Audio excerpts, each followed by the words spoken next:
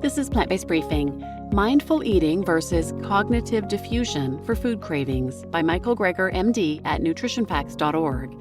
And I'm Marian Erickson. This is the plant-based podcast where I curate, get permission, and narrate a variety of articles on healthy, compassionate, and sustainable living in about 10 minutes or less every weekday.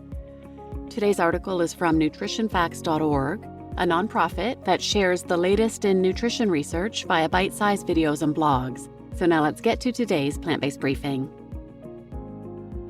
Mindful Eating versus Cognitive Defusion for Food Cravings by Michael Greger, MD at nutritionfacts.org. Of all the mindfulness skills, cognitive diffusion appears to be the most effective, simple, and efficient approach to manage food cravings.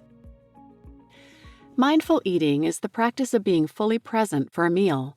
This may involve slowing down the pace, savoring every bite, and starting to get in tune with your body's fullness cues. When you're distracted, you tend to eat faster and longer. For example, men and women randomized to eat while watching TV averaged an extra slice of pizza and 71% more mac and cheese, totaling nearly 300 additional calories. That alone could bump your weight like 8 pounds a year. This may help explain why one survey found overweight individuals reported they ate nearly half their meals while watching television.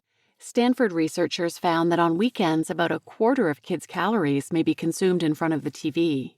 Similarly, study subjects told to eat while giving their full attention to a radio conversation or a detective story recorded on cassette tapes, like an old-school podcast, ended up eating significantly more, for instance, up to 77% more ice cream compared to undistracted eating. Even just engaging in conversation eating with friends can inadvertently boost intake. Distracted eating may also affect subsequent consumption. Have people play computer solitaire while eating a fixed-calorie meal, and they eat nearly twice as many cookies a half hour later, as if they hadn't fully consciously registered how much they ate when they were distracted. Conversely, if you have people listen to an audio clip encouraging them to eat mindfully, focusing on the look, smell, taste, and texture of the food, hours later, they eat fewer cookies than those either eating in silence or listening instead to some neutral audiobook content. Attending to the sensory qualities of food and our body's reactions is just one aspect of mindful eating.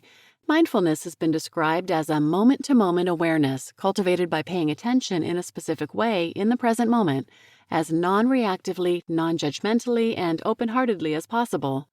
Just being aware may not be enough. Practicing mindfulness to deal with cravings is said to involve 3 skills: awareness, the ability to monitor one's cravings; acceptance, the ability to refrain from judging yourself; and then something called disidentification or cognitive diffusion, the ability to separate oneself from your cravings. When we are stuck with a craving, a typical reaction is instead what's called cognitive restructuring, a psychological term for challenging your thoughts and replacing them with alternative thoughts. For example, if you're hit with the thought, I need to eat some chocolate, instead of just reaching for a candy bar, a restructuring response might be, no, I don't, I can have something healthier instead. This rarely works. More than 100 self-identified chocolate cravers were randomized to an hour of cognitive restructuring instruction and then given a bag of chocolates to carry around with them for a week to see how well they could resist the temptation. And they didn't do much better than the control group that tried it after no instruction at all. In contrast to cognitive restructuring, the mindful eating approach called cognitive diffusion involves teaching people to diffuse their thoughts as merely thoughts, placing mental distance between themselves and their cravings. A diffusion response to the thought, I need to eat some chocolate, would involve simply observing the thought, I notice I'm having the thought that I need to eat some chocolate, and thanking one's mind for the thought, thanks mind.